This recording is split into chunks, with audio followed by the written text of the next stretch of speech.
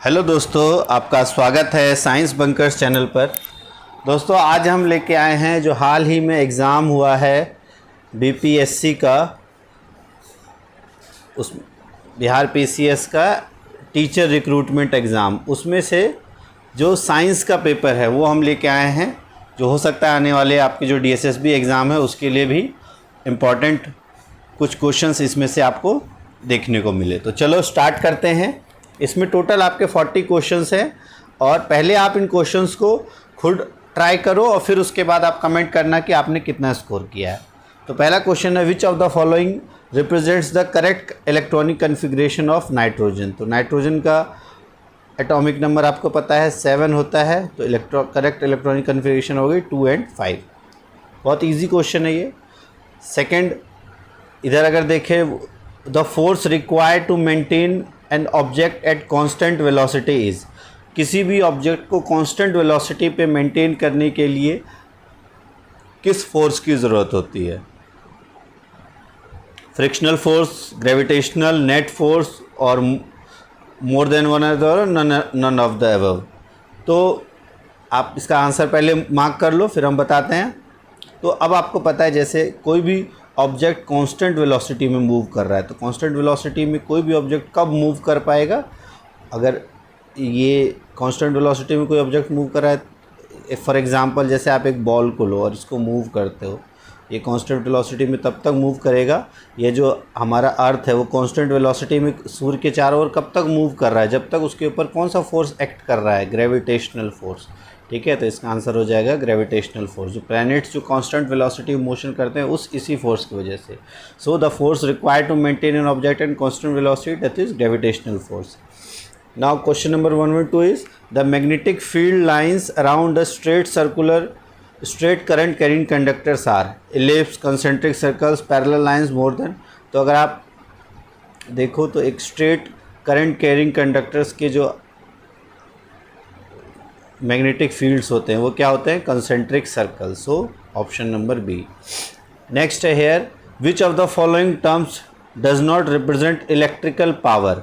I R square, I square R, V I. तो आपको पता है, अगर एक फार्मूला तो पता है, P is equal to V I, power is equal to voltage into current, और V की जगह वी आई तो है ही, ये फार्मूला हमारा करेक्ट है। अब अगर V की जगह आप R और I के फॉर्म में रखो तो आपको पता है V is equal to I R होता है।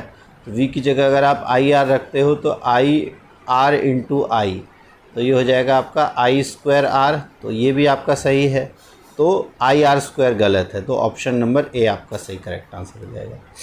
नेक्स्ट है, food cans are coated with tin and not zinc because zinc has higher melting point, zinc is costlier, zinc is more reactive than tin, more than one of the above, none of the above। तो इसका सही answer हो जाएगा zinc is more reactive than tin, that's why it is not used to coat food cans।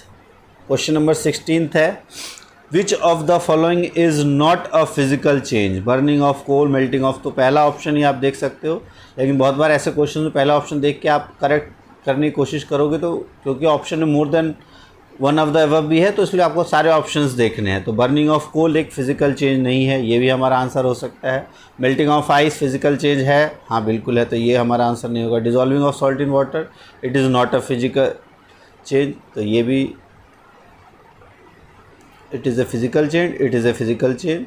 तो not a physical change में only burning of कोल आएगा, ये it is a chemical change. So option number A is correct answer. Now 117, the SI unit of work is Newton, Joule, Watt, more than one of the above। तो you know that SI unit of work, तो work का unit क्या होता है? Joule, तो Joule। Now the phenomenon due to which sky appears blue, तो sky appears blue due to scattering of light। Okay। Question number 118, which of the following method is suitable for preventing an iron frying pan from rusting?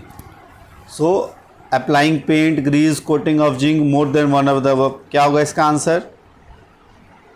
तो वैसे अगर आप देखो तो iron के objects को बचाने के लिए हम पेंट भी इस्तेमाल कर सकते हैं, ग्रीस भी लगाते हैं, बट यहाँ पे क्या है, आपका एक फ्राइंग पैन है तो फ्राइंग पैन पे हम पेंट और ग्रीस नहीं लगाएंगे, उस पर क्या यूज़ होता है, कोटिंग ऑफ जिंक, तो it is coating of zinc. Next है which of the following constitute a food chain, इसमें से क्या एक फूड चेन कॉन्स्टिट्यूट करता है, grass goat human, grass wheat mango, grass cow elephant, more than one of them none of them, तो grass goat human ये आपका correct option हो जाएगा।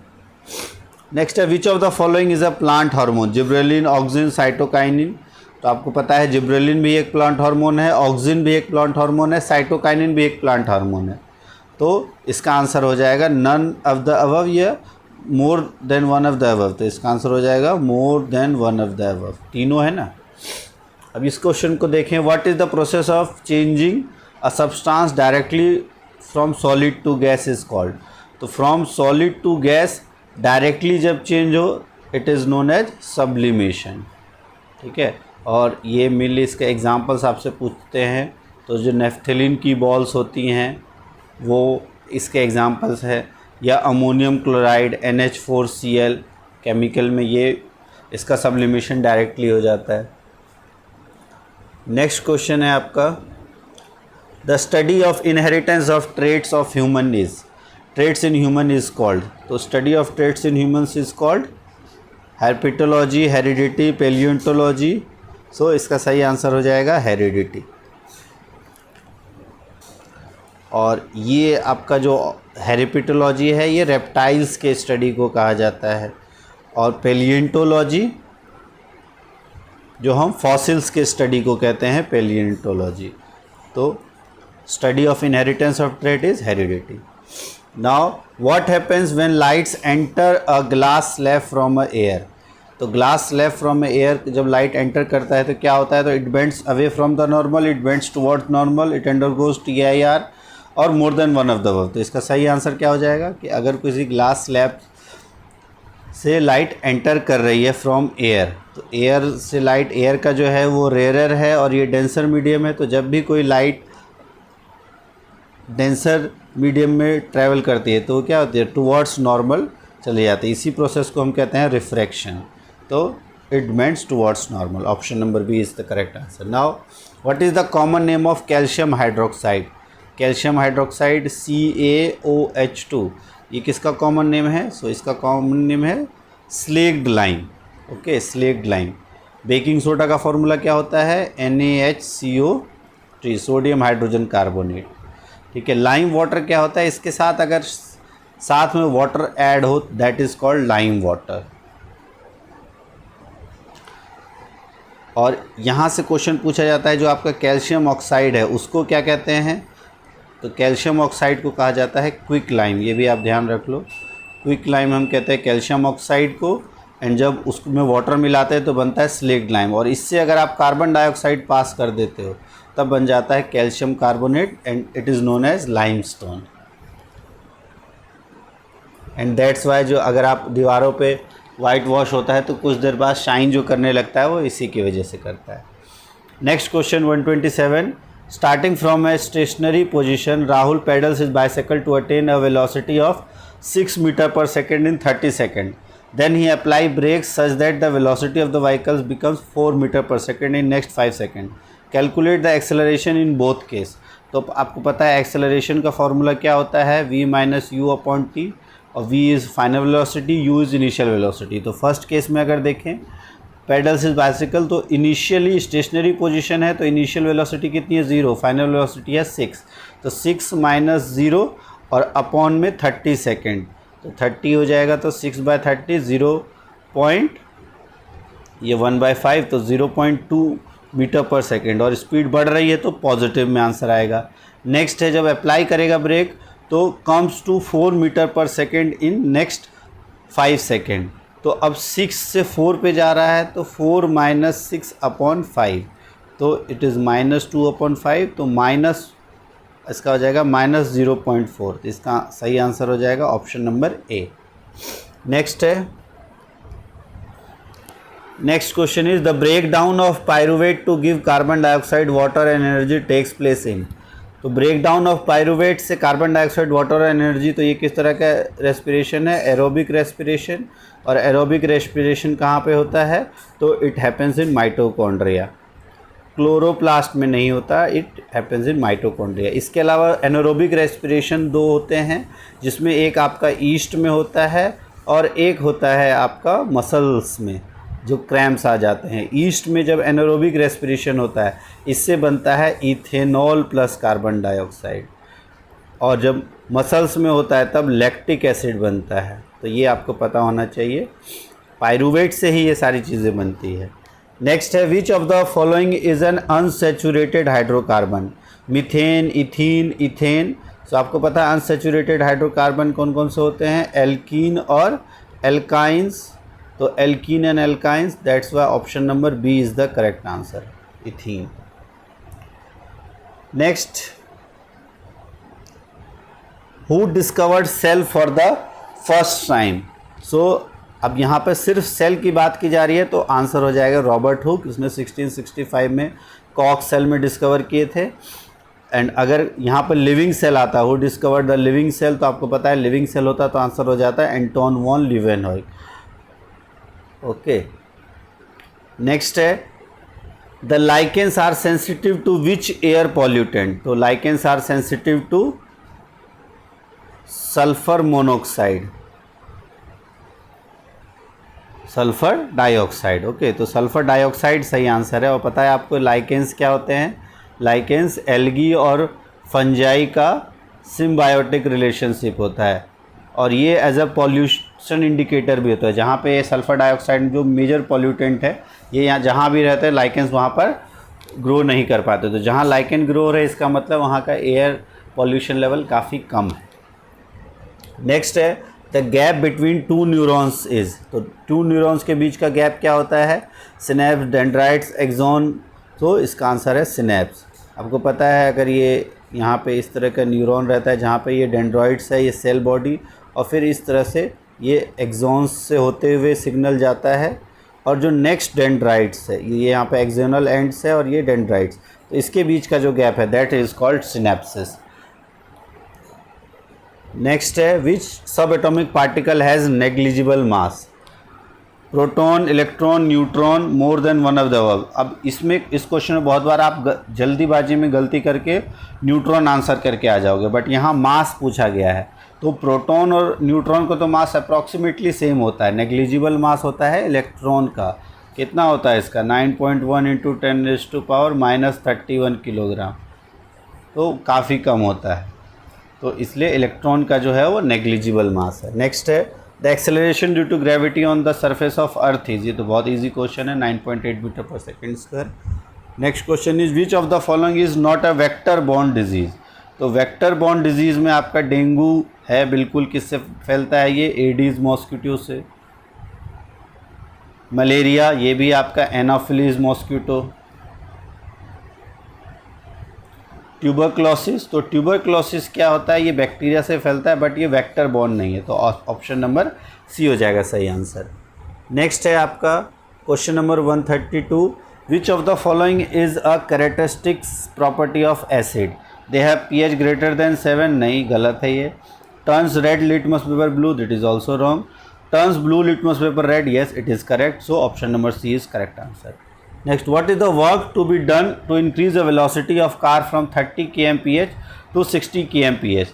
So यहाँ velocity में increase हो रहा है 30 to 60 and 1500 किलोग्राम कार का मास है।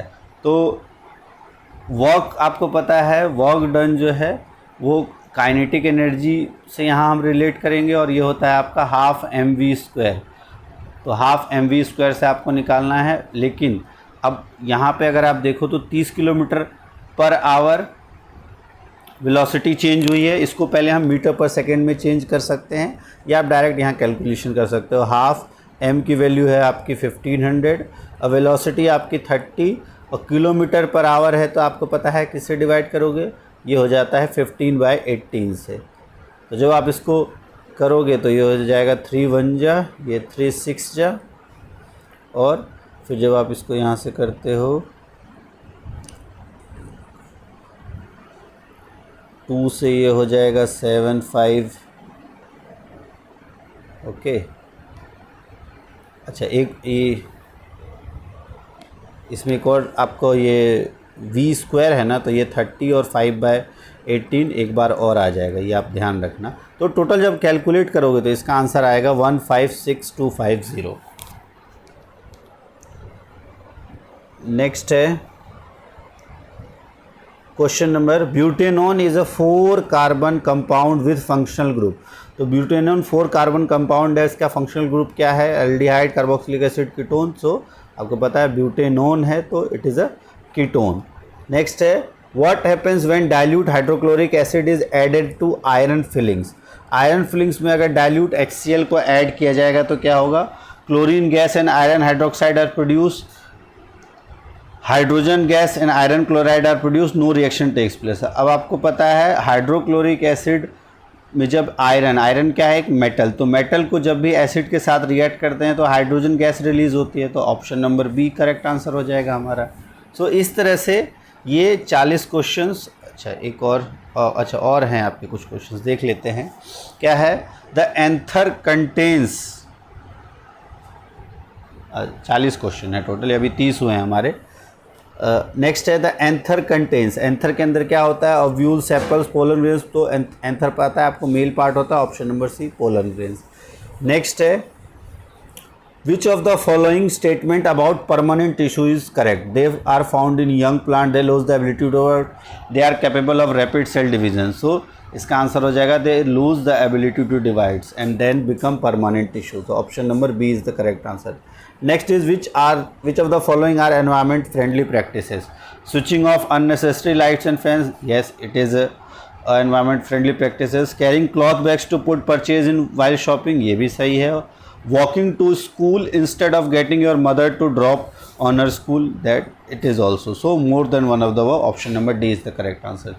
Now membrane surrounding the cell is called, now membrane surrounding the cell. अब आपको यहाँ पर आप कंफ्यूज हो सकते हो सेल वॉल और प्लाज्मा मेम्ब्रेन में। तो सेल वॉल आपको पता है ओनली प्लांट सेल में होते हैं, यहाँ पे आपको कहा नहीं गया है प्लांट सेल, तो इसलिए इसका करेक्ट आंसर हो जाएगा प्लाज्मा मेम्ब्रेन। और cell membrane is also known as plasma membrane. Next is according to the Newton second law of motion, acceleration of an object is directly proportional to. अब आपको पता है Newton second law of motion में force is directly proportional to acceleration होता है। तो force अगर directly proportional to acceleration है तो acceleration is directly proportional to force acting on that object. Next है, cars covers a distance of 200 kilometre in 4 hour, what is its average speed? So average speed total distance upon total time. So distance is 200, time is 4, so 50 km/h will be the correct answer. Next is the kidney in human beings are part of which system? So it is a part of excretory system or excretion. Now what is the function of meristematic tissue in plants? Function of meristematic tissue क्या होता है? सो meristematic tissue का आपका main function जो है वो 3 function होते हैं। एक होता है ग्रोथ, नेक्स्ट है रिपेयर,